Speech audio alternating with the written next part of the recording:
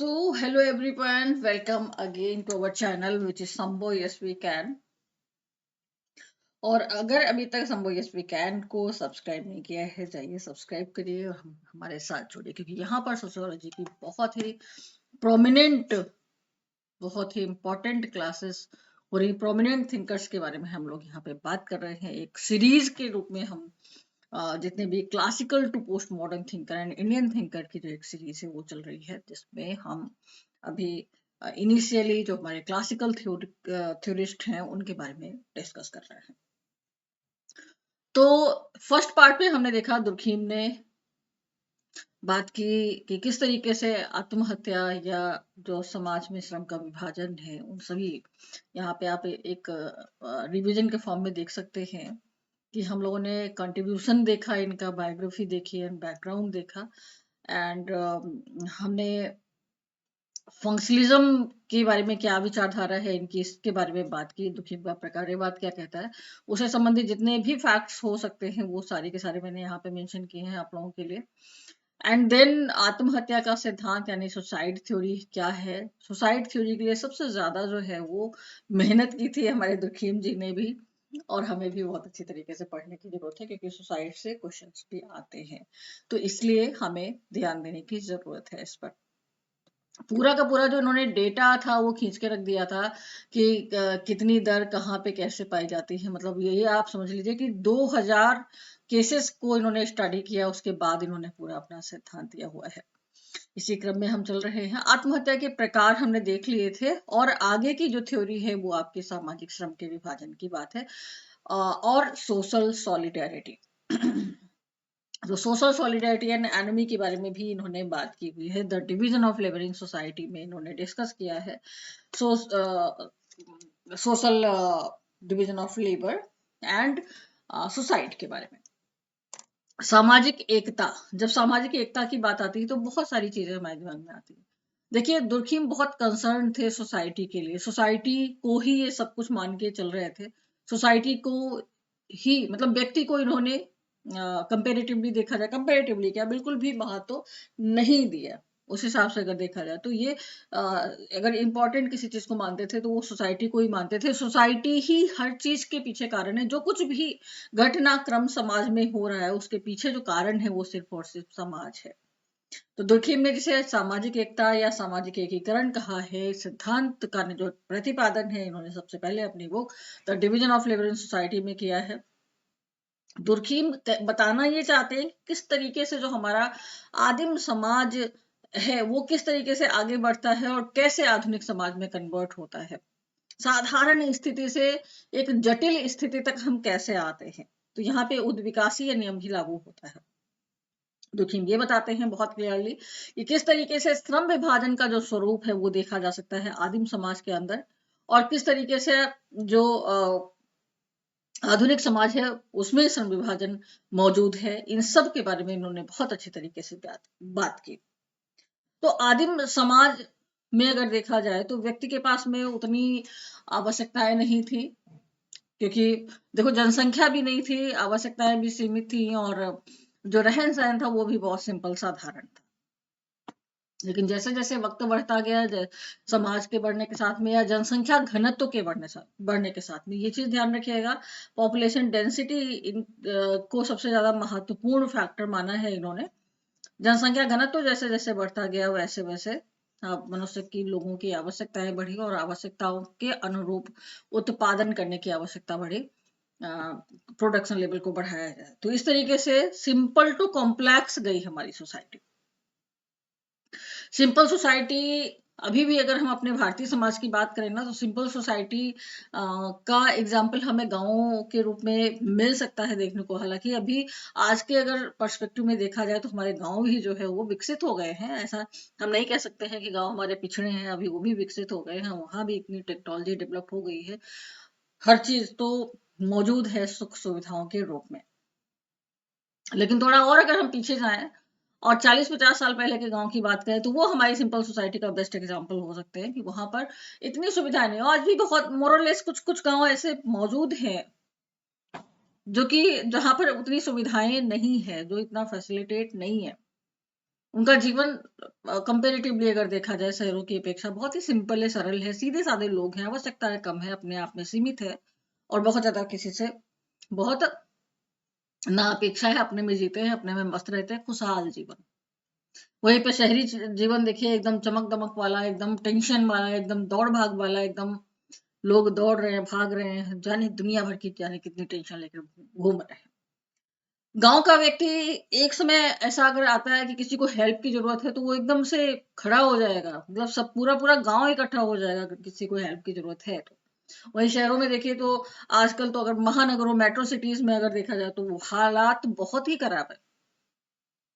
लोग एक फ्लैट के पड़ोस वाला फ्लैट किसका है, या उसके बगल उसमें क्या हो रहा है क्या नहीं हो रहा है, पता ही नहीं है किसी को।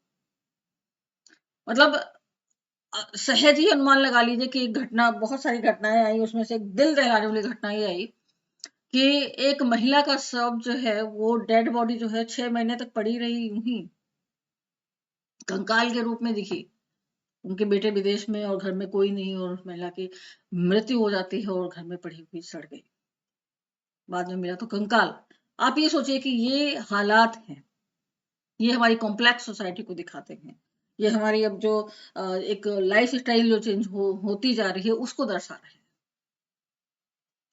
जबकि प्राचीन समाज में या अगर हम अपने गांव की बात करें तो अभी भी इतनी संवेदनशीलता बाकी है, एक दूसरे से जुड़े हुए हैं लोग, एक दूसरे की हेल्प करने को तैयार रहते हैं, एक दूसरे के लिए खड़े हो जाते हैं, लड़ने के लिए भी खड़े हो जाएंगे, मिलजुल के काम करने की प्रवृत्ति आज भी किसी के यहाँ शादी विवाह हो तो सब एक साथ में खड़े हो जाएंगे। इसी कलेक्टिव कॉन्सियसनेस की बात करते हैं दुर्खिम, इसी कलेक्टिविटी की बात करते हैं दुर्खिम। तो ये कहते हैं सिंपल सोसाइटी जो थी वो सिंपल इसलिए थी, जनसंख्या सीमित थी, लोगों की आवश्यकताएं कम थी, लोग धर्म के प्रभाव में रहते थे, लोगों में समूह केंद्रिकता थी, कलेक्टिवनेस थी, लोग धार्मिक धार्मिक प्रभाव में रहते थे तो राजा को ही सब कुछ मानते थे और राजा के आदेशानुसार ही सारे काम हुआ करते थे, या जो भी समूह का नेता होता था, जो भी मुखिया होता था, उसका जो भी आदेश होता था उसको मानते थे और उसी के अनुसार अपना आचरण करते थे। लेकिन जैसे जैसे समय बीतता गया, जैसे जैसे जनसंख्या बढ़ती गई, गांव जो है वो नगरों में कन्वर्ट होते चले गए, इंडस्ट्रियल एरियाज डेवलप होते चले गए, मशीनों से उत्पादन होने लग गया बड़े लेवल पे, अब स्किल पर ध्यान देने लग गए, अब डिवीजन ऑफ लेबर की जरूरत पड़ी कि भाई अब जो जिस कार्य को करने में सक्षम है, जो मशीन चला सकता है, जो मशीन का ये पार्ट चला सकता है, जो जो प्रोडक्ट का ये पार्ट बना सकता है, उस तरीके से डिवीजन हो गया कार्यों का। पहले के समाज में बहुत ही सिंपल सा डिवीजन रहता था कि महिला और पुरुष के बीच में एक सिंपल सा भेद दिखाई देता, महिलाएं घर का काम करती थी, बच्चे संभालती थी, और पुरुष जो है वो बाहर का काम करते थे, आजीविका कमाने का काम करते थे, इतना सिंपल सा डिवीजन था। लेकिन जैसे जैसे मशीनीकरण हुआ, जैसे जैसे इंडस्ट्रियलाइजेशन की प्रोसेस शुरू हुई, वैसे वैसे जो है कार्यों का विभाजन भी स्किल्ड बेस पे होने लग गया, स्किल बेस पे होने लग गया कि जो जिस काम में स्किल है, जो जिस काम में जिस प्रोफेशन में जो है स्किल्ड है वो उसको करेगा, उसी को ही कर पाएगा, ये चीज भी जुड़ती चली गई। फिर उसी को कर भी पाता है, अभी डॉक्टर डॉक्टर ही कर पाएगा, फिर वो ये नहीं है कि वो टीचर बन जाए, वो प्रोफेसर बन जाए, वो इंजीनियर बन जाए। और अब तो आप देखो मेडिकल लाइन में भी डॉक्टर भी है ना, तो उसमें भी कितनी सारी स्ट्रीम्स है, कितने सारे उसमें डिपार्टमेंट है, कितने सारे, पहले तो एक वैद्य के काम, अगर सिंपल सोसाइटी की बात करें तो वैद्य हुआ करते थे, उनके थ्रू वो सारे रोगों का इलाज कर देते थे। लेकिन अभी डॉक्टरों की लाइन लगी हुई है, कान के डॉक्टर है, नाक के डॉक्टर है, हाथ के पैर के, हर चीज के, हार्ट स्पेशलिस्ट, ये स्पेशलिस्ट, दुनिया भर के स्पेशलिस्ट।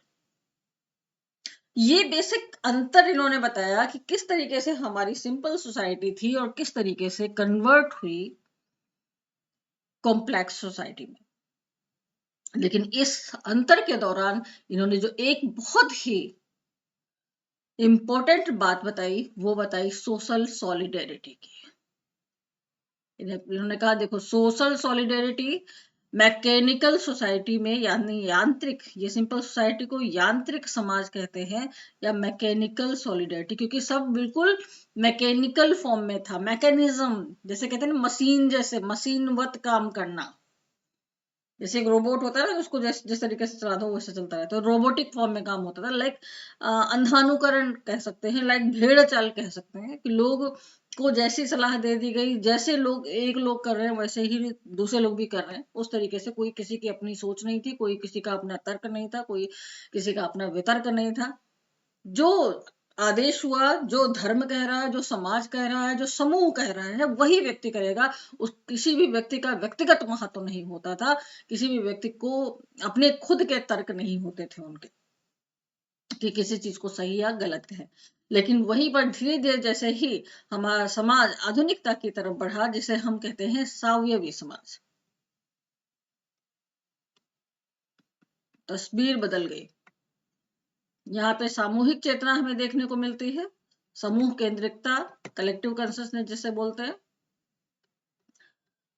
और यहाँ पे व्यक्तिगत चेतना, यहाँ पर व्यक्तिगत चेतना, इंडिविजुअलिस्टिक जो कॉन्शसनेस है वो हमें देखने को मिलती है।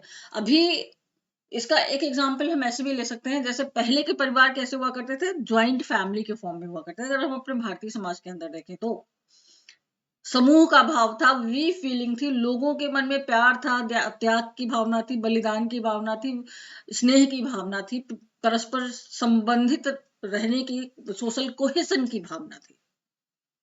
लेकिन जैसे जैसे समाज हमारा आधुनिकता की तरफ बढ़ता चला गया, लोगों के अंदर व्यक्तिगत चेतना की बात आ गई, एक कंपटीशन वाली, प्रतिस्पर्धा वाली भावना आ गई, और उस प्रतिस्पर्धा के चलते लोग जो है सिर्फ और सिर्फ अपने विकास पे ध्यान देने लग गए। समूह से उनका जो लगाव था वो कटता चला गया धीरे धीरे। लोगों को लगने लगा कि हम कैसे आगे बढ़े, मुझे कैसे आगे बढ़ना, मेरी फैमिली कैसे। तो परिवार का प्रकार भी आप देख लो, यहाँ पे संयुक्त परिवार के रूप में था, और यहाँ पे आते आते यही परिवार एकाकी परिवार या न्यूक्लियर फैमिली के रूप में हमें देखने को मिलता है। व्यक्तिगत चेतना है, न्यूक्लियर फैमिली है, सामूहिक चेतना थी, संयुक्त परिवार था। सिर्फ मैंने यहाँ पे परिवार का एग्जाम्पल लिया है, सिर्फ एक एक सामाजिक तथ्य दुर्खीम के शब्दों में उसकी बात की है मैंने। तो इन्होंने कहा, लेकिन समझने की बात है, चूंकि सोशल सॉलिडेरिटी की बात आ रही है, तो सॉलिडेरिटी यानी एकता, सुदृढ़ता समाज के अंदर यहां भी थी और यहां भी है। अब दिमाग में आ रहा होगा ये कैसे, यहाँ पे भी फीलिंग थी, यहाँ पे तो इतना दिखता नहीं भी फीलिंग, तो फिर सुदृढ़ता या सोशल इंटीग्रिटी कैसे है। तो यहाँ पर एक दूसरे से संबंधित थे, प्रेम वश, स्नेह वश, एक दूसरे पर निर्भरता थी, एक दूसरे से सामूहिकता के रूप में जुड़े हुए थे। यहाँ पर एक दूसरे पर निर्भरता, यहाँ पर डिपेंडेंसी होती चली गई एक दूसरे पर। क्यों होती चली गई, क्योंकि यहाँ पे हर कोई हर काम कर सकता था। राजा भी राजा ऐसा काम कर सकता, राजा भी अपने जो व्यक्तिगत कार्य हुआ करते थे, या मछली मारने का या शिकार करने का, इस तरीके से जो जो भी काम हुआ करते थे वो करते थे। या जो जो जितनी भी फैमिलीज थी ना, आप लोगों ने सुना होगा कि घर में ही अनाज को कूटने पीसने का काम किया जाता था, या प्रोडक्ट बनाने का काम किया जाता था। हर कोई हर काम करने में स्किल्ड था, बहुत ज्यादा डिपेंडेंसी नहीं थी, बहुत सिंपल सा विभाजन था।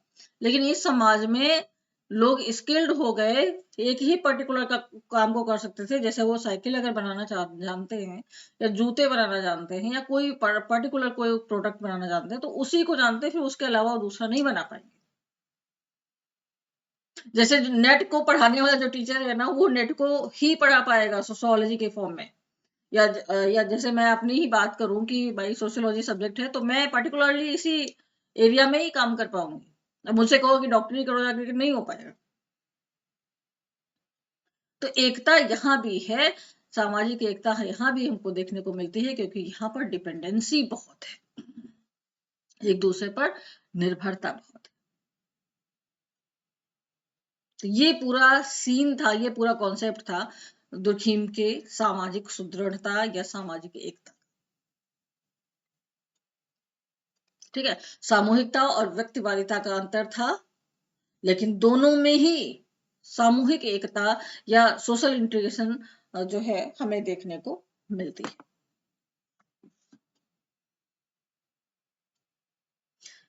सामाजिक संविभाजन, तो यहाँ पे हम बात कर चुके हैं इस चीज के बारे में। सोशल डिवीजन ऑफ लेबर के द्वितीय खंड में इन्होंने ये बताया कि प्राचीन काल में जो श्रम विभाजन था स्त्री पुरुष के भेद पे आधारित था, सभी मिलकर के काम करते थे। वो यहाँ वैसा उस तरीके से टिपिकल श्रम विभाजन नहीं था, तब विशेषीकरण होने का प्रश्न ही नहीं उठता। तो दुर्कheim के अनुसार ये जो समाज था इसमें यांत्रिक एकता थी, क्योंकि लोग सभी सामूहिक रूप से बंधे हुए होते थे। तो आई होप आप लोगों को समझ में आ गया होगा इसका कॉन्सेप्ट। सभ्यता के विकास के साथ साथ सामाजिक उत्पादन कार्यों में विविधता अनुभव की गई, और इस श्रम विभाजन ने प्राचीन समाजों में पाई जाने वाली भौतिक एकता को सावयवी एकता में बदल दिया। जैसे मैंने आपको बताया कि किस तरीके से यांत्रिक एकता वाला समाज सावयवी एकता वाले समाज में बदला। जो समाज की विभिन्न इकाइयों में कार्यों का विभाजन होते हुए भी एक दूसरे से वो स्वतंत्र नहीं होते, जबकि अंतः संबंधों और अंतर निर्भरता जो है सदैव बनी रहती है। मतलब एक सार्वभौमिक एकता हमें देखने को मिलती है।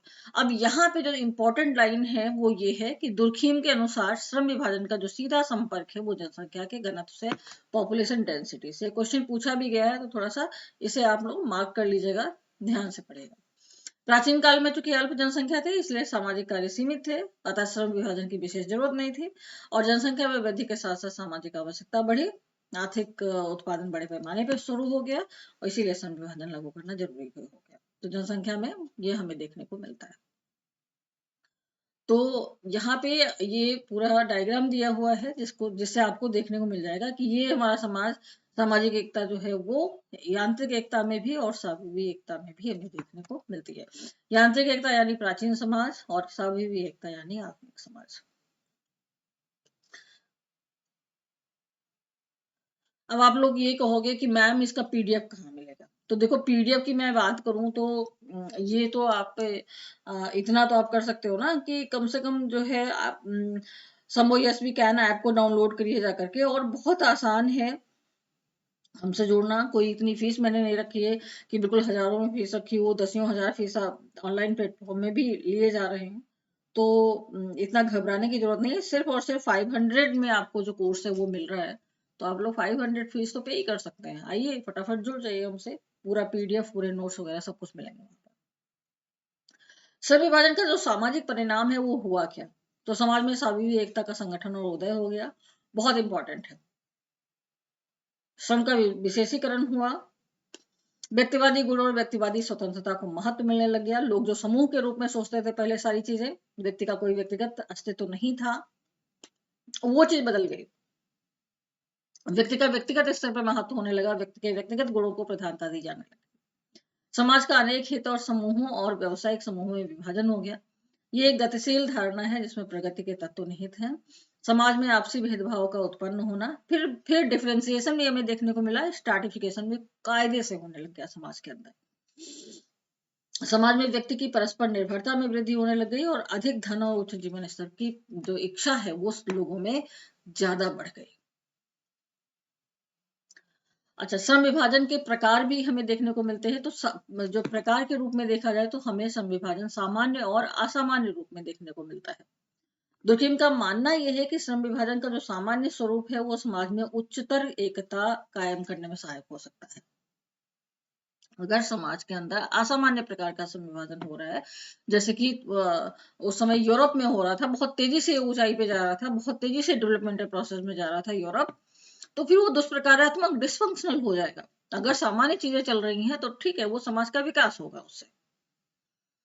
तो सामान्य श्रम विभाजन मतलब श्रम विभाजन का एक ऐसा रूप जो सामाजिक एकता में वृद्धि करता है, ये सामान्य श्रम विभाजन कहलाएगा।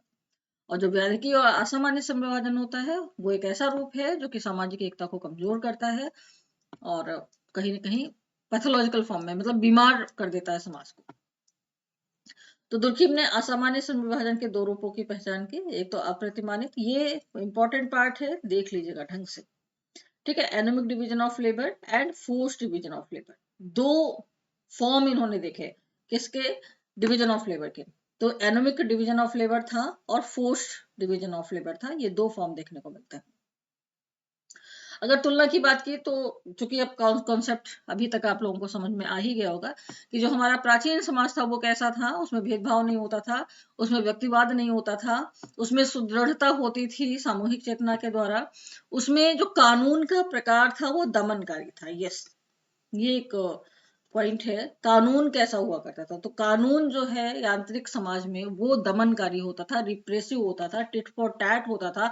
आंख के बदले आंख, दांत के बदले दांत, हाथ के बदले हाथ, मतलब जो जैसा कर रहा है उसके साथ में वैसे ही करो, या फिर इस तरीके से कि लोगों के रोंगटे खड़े हो जाएं और फिर वैसा अपराध करने की कोई हिम्मत ना कर सके। तो दंड भी दिया जाता था, वो सामूहिक रूप से दिया जाता था। अगर समाज में जो मुखिया है, जो राजा है, वो अगर दंड भी दे रहा है तो वो सामूहिक रूप से देता था, बाकायदा मुनादी मुनादी करवा करके, ढोल नगाड़े बजवा करके उसको हैंग करवाया जाता था, हाथी से सिर को चलवाया जाता था। बहुत प्रकार जो दंड के होते थे वो अपनाए जाते थे। पूरा आप ये समझ लो कि जनता के बीच में लोगों को इकट्ठा करके कि ऐसा फिर अपराध करने की कोई हिम्मत ना करे। इस तरीके के दंड का प्रकार था हमारे प्राचीन समाज में। आप लोगों ने अगर पुराने सीरियल चंद्रकांता वगैरह देखे होंगे तो उसमें आप देखिए इसी टाइप से दंड का पनिशमेंट टाइप था। लेकिन आज के समाज में पनिशमेंट का ये टाइप नहीं चलता। आज के समाज में रेसिटेटिव है, जो लॉ है वो रेसिटेटिव फॉर्म में है। और अभी आत्म सुधार की बात की जाती है कि मतलब अगर अपराधी सुधर जाए उतने टाइम पीरियड में तो बहुत अच्छी बात है, तो उसको सुधारने का प्रयास किया जाता है। यांत्रिक समाज जो है अपने सदस्यों को प्रत्यक्ष रूप से जोड़ता है, और सामूहिक समाज में ये एकता प्रकारात्मक निर्भरता के द्वारा आती है। समाज की संरचना संबद्धता में बंधी होती है और ये खंडात्मक व्यवस्था होती है। ये सामान्य होती है और ये असामान्य होती है।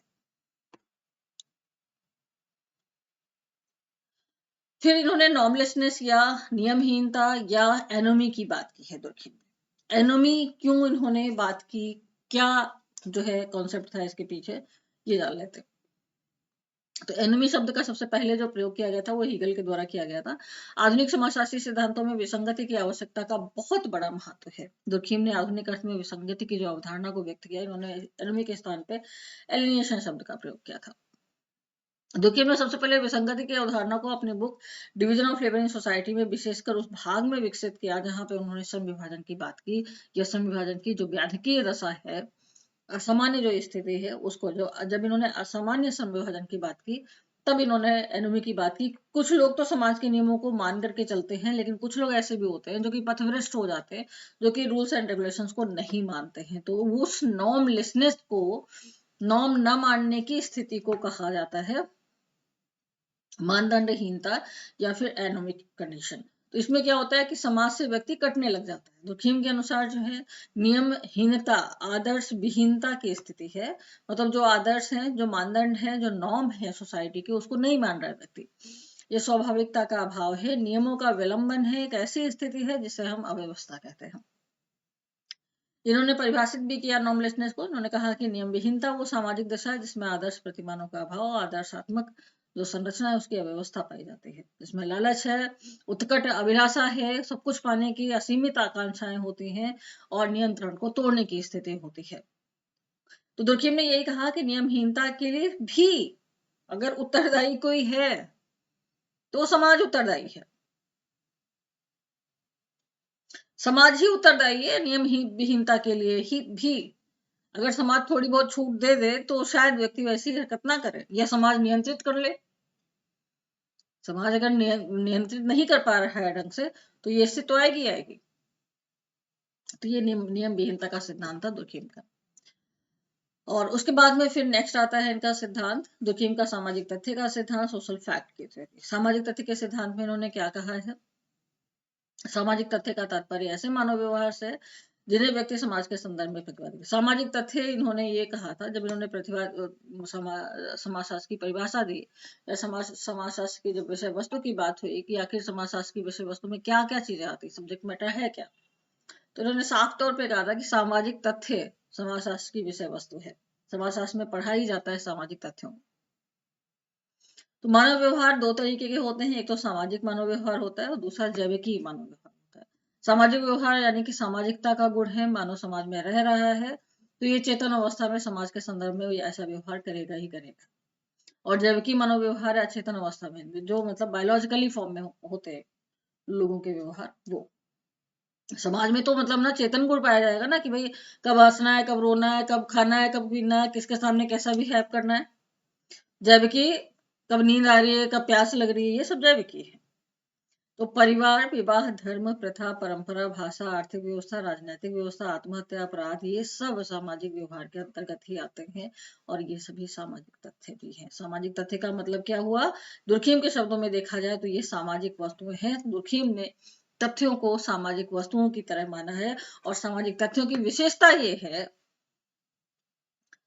कि ये मनुष्य से बाह्यकारी हैं, बाध्यकारी हैं और सामान्य है। तो अभी आपने जैसे मैंने बताया ना कि सामाजिक तथ्य होते क्या हैं। सामाजिक तथ्य अकॉर्डिंग टू दुर्खिम जो परिवार है, विवाह है, धर्म है, सांस्कृतिक व्यवहार है, मूल्य है, परंपरा है, प्रथाएं है, शिक्षा है, ये सब सामाजिक तथ्य है। और ये सब सामाजिक तथ्य ही समाजशास्त्र की विषय वस्तु है। और यही तथ्य जो है वो मनुष्य को जीने का के लिए गाइड लाइन प्रोवाइड करते हैं, गाइडेंस देते हैं, उनको बताते हैं कि कौन सी स्थिति में कैसे काम करना है, क्या कब करना है, कैसे समाज से जुड़े रहना है, कैसे समाज से अलग होना है। मतलब ये सारी चीजें हैं। ठीक है, तो ये सामाजिक तथ्य हैं जो मनुष्य से बाह्य हैं। देखो एक बात तो तय है, जोखिम चाहे जितना लाख चिल्लाते हो कि नहीं समाज ही सब कुछ है, व्यक्ति कुछ नहीं है, लेकिन अगर सामाजिक तथ्यों की बात की जाए या सामाजिक नियमों की बात की जाए, सामाजिक कानूनों की बात की जाए, तो ये बात तो फिक्स है, तय है कि जो नियम बनाए गए वो व्यक्तियों के द्वारा ही बनाए गए। लेकिन एक बार जब नियम बन जाता है तो वो व्यक्ति से बाह्य हो जाता है। और ये नियम लाइक परिवार हो गया, विवाह, ये सब नियम व्यवस्था ही तो है, ये सब सामाजिक व्यवस्था के ही तो अंग हैं। तो ये सब बनाए तो व्यक्ति के द्वारा ही गए, व्यक्तियों से ही बने हैं, मिलकर के व्यक्ति की क्रियाओं से ही बने हैं सारी चीजें। लेकिन एक बार जब बन गई, जब एक बार रूल्स रेगुलेशन बन गए, जब एक बार डिसिप्लिन बन गया, तो फिर मनुष्य से बाहर ही हो गया। फिर वो सबके ऊपर एप्लीकेबल होगा, किसी एक सिंगल पर्सन पे को छोड़ करके अप्लाई नहीं किया जा सकता कि नहीं इसको हम छोड़ देंगे और बाकी सब पे अप्लाई होगा। नहीं, कि जिसने बनाया है उसकी फैमिली को छोड़ देंगे और सब पे रूल्स अप्लाई होंगे, ऐसा नहीं होगा। भाई संविधान बना जिन लोगों ने बनाया बैठ के, तो ऐसा तो नहीं है कि संविधान उनके पे एप्लीकेबल नहीं हो, उनके फैमिली पे कोई नियम लागू नहीं होगा, ऐसा नहीं है। संविधान बन गया, जिसने बनाया ठीक है, अच्छी बात है, लेकिन उसके बाद जब एक बार नियम बन गया तो वो सबके लिए एप्लीकेबल है। परिवार में ही बहुत बार डिसिप्लिन के लिए मीटिंग होती है कि भाई अब ऐसे करेंगे, वैसे करेंगे, इतने बजे खाना है, उतने बजे सोना है, तो वो नियम जिसने बनाया है बैठ करके उस पर भी अप्लाई होगा। तो मनुष्य एक बार नियम जब बन जाता है तो बाह्यकारी हो जाता है और साथ ही साथ में बाध्यकारी भी हो जाता है, कॉन्स्ट्रेंट भी हो जाता है। फिर फिर वो जो नियम बन गए फिर वो बाध्यता मूलक है, फिर करना ही होगा, नहीं करोगे तो फिर मानदंडहीनता के अंतर्गत आएगा, फिर एनोमी की स्थिति में व्यक्ति चला जाएगा। तो बाह्यकारी मतलब सुपर इंडिविजुअल अर्थात इसका निर्माण एक व्यक्ति नहीं कर सकता, बल्कि सामाजिक तथ्य का जो निर्माण है समाज करता है, समूह करता है। बाध्यकारी है, अगर समाज में रहना है तो समाज के नियमों कानूनों को पालन करना होगा, सकारात्मक होते हैं और जिससे समाज में संगठन और नियंत्रण आता है। सामान्य मतलब ये सामान्य है अर्थात दुनिया के हर एक समाज में पाए जाते हैं। दुनिया के, फिर मैं बता दूं, हर एक समाज में सामाजिक तथ्य पाए जाते हैं। परिवार, विवाह तो हर जगह मौजूद है ना। फिर यहाँ पे आती है बात सामाजिक तथ्य के क्या कोई प्रकार भी हैं, तो यस प्रकार भी हैं। सामान्य सामाजिक तथ्य पाए जाते हैं, जनरल सोशल फैक्ट, व्याधिकी सामाजिक तथ्य होते हैं। सामान्य जो कि सामान्यतः समाज में चलते रहते हैं, मतलब बहुत ज्यादा दुविधा नहीं है, बहुत ज्यादा समाज में अव्यवस्था नहीं है, समाज में रहने लायक, सांस लेने लायक खुला माहौल है, लोग पढ़ रहे हैं, लिख रहे हैं, नौकरी कर रहे हैं, व्यवसाय कर रहे हैं, परिवार को चला रहे हैं। अपराध है, भ्रष्टाचार है, बेरोजगारी है, गरीबी है, सब कुछ है, लेकिन उतनी एक्सट्रीम लेवल पे वो सब चीजें नहीं है कि मतलब बिल्कुल ही जो समाज की व्यवस्था है वो डिसबैलेंस हो जाए, अव्यवस्थित हो जाए, अराजकता फैल जाए, लोग एकदम त्राहिमाम हो जाए, ऐसे नहीं है। मतलब सामान्यतः समाज चल रहा है, ठीक है। लेकिन एक ऐसा भी समाज का प्रकार होता है या सामाजिक तथ्य होते हैं जो कि समाज में बिल्कुल व्याधि की पैथोलॉजिकल कंडीशन पैदा कर देते हैं कि अब उसको उपचार की जरूरत है, अब व्यवस्था को परिवर्तित करने की जरूरत है, अब रूल्स रेगुलेशन को चेंज करने की जरूरत है, जो कि मानव व्यवहार, ऐसा मानव व्यवहार जो समाज के लिए विघटनकारी हो जाए, तो ये फिर व्याधि की सामाजिक तथ्य में आएंगे, समाज इनसे आगे चला जाए। ऐसे मानव व्यवहार जो समाज के अनुरूप नहीं होते उन्हें व्याधिकी कहते हैं। तो दो प्रकार के तथ्य मौजूद होते हैं। तो एक प्रकार का तो सामान्य समाज होता है, जैसे हम देखते हैं सामान्यतः यह नियम वगैरह बने हुए हैं, और दूसरे बिल्कुल भ्रष्टाचार की चरम स्थिति हो जाए, या बिल्कुल ही मर्डर होने लग जाए दिन दहाड़े, या ऐसा कुछ हो जाए कि चलना मुश्किल हो जाए, तो वो स्थिति समाज में जो है व्याधिकारी हो जाती है। तो दुर्खिम का मानना यह है कि अपराध की एक निश्चित मात्रा जो है वो समाज के लिए सकारात्मक होती है, मतलब ठीक है, अ, समाज को सामंजस्य की स्थिति में तब भी रख सकती है, समाज में परिवर्तन आता है इससे। लेकिन अगर ज्यादा होने लग जाए अपराध की मात्रा, वही लेवल बढ़ जाए, तो फिर व्याधिकी हो जाए। तो समाजशास्त्र सामाजिक तथ्यों का क्रमबद्ध अध्ययन करने वाला विज्ञान है, इमानुएल दुर्खिम ने कहा था। और ये इनकी डेफिनेशन है सामाजिक तथ्य की, दुर्खिम की। सामाजिक तथ्य विचारने, अनुभव करने और व्यवहार करने के तरीके हैं जो व्यक्ति के अस्तित्व से परे होते हैं, जिनमें बाध्यता और दबाव की शक्ति होती है, और जिसके द्वारा व्यक्ति पर नियंत्रण स्थापित करते हैं। आत्महत्या का सिद्धांत हम ऑलरेडी पढ़ चुके हैं, तो यहाँ पे हमें जरूरत नहीं है, ठीक है। और हाँ, कुछ ये यहाँ पे स्टेटमेंट्स हैं जो कि दुर्खिम के द्वारा दिए गए हैं, वो भी आप लोग देख लीजिए। इन्होंने कहा ईश्वर वस्तुतः है समाज का ही छद्मवेश है, मतलब कुल मिलाकर के इन्होंने कहा समाज ही वास्तविक देवता है, ठीक है। ये जितने भी सोशल करेंट की भी बात करते हैं, सामाजिक धारा की भी बात करते हैं, ये भी ध्यान रखिएगा। नैतिक समुदाय की बात करते हैं, मॉरल कम्युनिटी की बात करते हैं दुर्खिम। यांत्रिक और साविवी एकता की बात की, और धर्म के समाजशास्त्र की बात की है दुर्खिम ने। तो ये कुछ यहाँ पे डेफिनेशन एंड कॉन्सेप्ट।